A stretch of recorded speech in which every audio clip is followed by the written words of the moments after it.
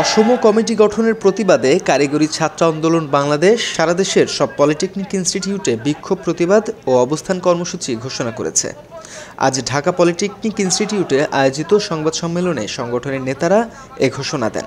অধিকার আন্দোলন আসলে টোটাল যে আন্দোলনটা পরিচালনা করতেছে সেটা হলো প্রোপাগান্ডা বেস করে। যদি আপনারা দেখেন বুয়েট একদিন আন্দোলন করেছে রাত্রেবেলা, তারা রাত্রেবেলা আন্দোলন করতেছে সব একটা ভিডিও নিয়ে, যে ভিডিওতে বলা হচ্ছে তাদেরকে কুলাঙ্গার বলা হয়েছে, সকালবেলা তারা উঠে দেখতেছে এই ভিডিওটা কবেকার, এই ভিডিওটা 1 বছর আগের। তাহলে মানে এই বিষয়গুলো কি হাস্যকর না? যে 1 বছর আগের ভিডিও নিয়ে আমি রাত্রেবেলা আন্দোলন করি, সকালবেলা উঠে দেখতেছি, ঘুম থেকে উঠে দেখি এই বিষয়টা হলো 1 বছর আগের ভিডিও। আসলে টোটালটাই প্রোপাগান্ডা তৈরি করার জন্য, শিক্ষার্থীদের বিভ্রান্ত করার জন্য এবং আমাদের দেশকে বিভ্রান্ত করে এই আন্দোলনের মাধ্যমে বা সরকারকে জিম্মি করে একটি অবৈধ অধিকার, অবৈধ উদ্দেশ্য হাসিল করার জন্য আসলে তারা এই জিনিসটা করতেছে।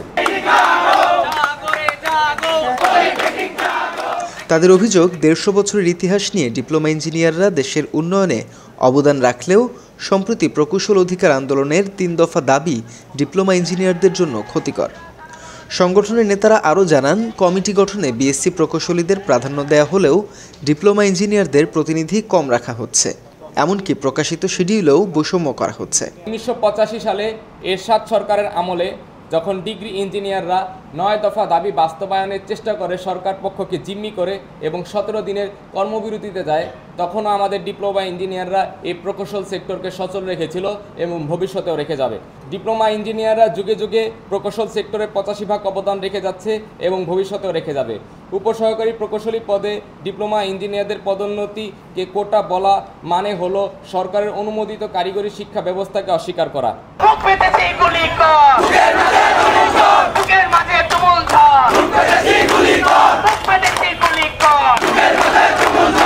বুয়েট যে 3 দফা দাবি দিয়েছে, তাদের 3টা দাবি অযৌক্তিক। প্রথম দাবি হচ্ছে ডিপ্লোমার পোস্টে মানে 10ম গ্রেডে, যেটা আমরা ডিপ্লোমা শিক্ষার্থীরা 1978 সাল থেকে চাকরি করে আসছি, সেই ডিপ্লোমার পোস্টে তাদেরকে আবেদন করার সুযোগ দিতে হবে। আচ্ছা, এটা যে আবেদন করার সুযোগ দিতে হবে, ডিপ্লোমা এবং বিএসসি সার্টিফিকেট কি দুটো সমমান? আমরা ডিপ্লোমা ইঞ্জিনিয়াররা মাঠ পর্যায়ে বিভিন্ন প্রকল্প বাস্তবায়ন করে থাকি এবং বিএসসি ইঞ্জিনিয়াররা সেই প্রকল্পের ডিজাইন করে, পরিকল্পনা করে আমরা সেটা মাঠ পর্যায়ে সফল করে থাকি। সংবাদ সম্মেলন শেষে শিক্ষার্থীরা বিক্ষোভ মিছিল ও 7 রাস্তায় অবস্থান কর্মসূচি পালন করে। তারা বলছে, চাকরি ক্ষেত্রে ন্যায্য পদোন্নতির সুযোগ নিশ্চিত করা এবং দ্রুত তাদের 6 দফা বাস্তবায়ন এখন সময়ের দাবি। এর মধ্যে রয়েছে ক্রাফট ইনস্ট্রাক্টরদের নতুন নিয়োগ বিধি, কারিগরি শিক্ষা সংস্কার কমিশন গঠন এবং সেক্টরের অভ্যন্তরীণ সমস্যার সমাধান।